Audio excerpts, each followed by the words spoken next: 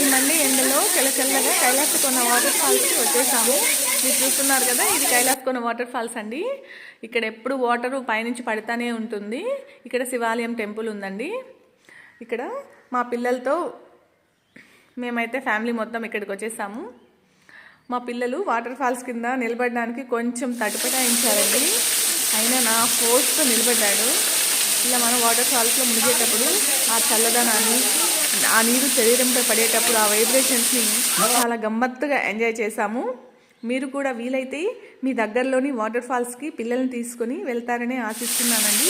ఇంతకీ కైలాసకోన ఎక్కడుందో తెలియదు కదా మీకు. కైలాసకోన తిరుపతి జిల్లాలో నారాయణవరం మండలంలోని గోవిందప్ప నాయుడు కండిగ అనే గ్రామంలో ఉందండి. మేమైతే ఒక ఫోటో కూడా తీసుకున్నాము. సో మీరు కూడా ఎప్పుడైనా తిరుపతి జిల్లా వచ్చినప్పుడు ఖచ్చితంగా ఈ కైలాసకోన వాటర్ ఫాల్స్ని దర్శించండి. ప్రకృతి ప్రసాదించిన ఈ చిత్రాలను చూసి తరించండి. Thank you.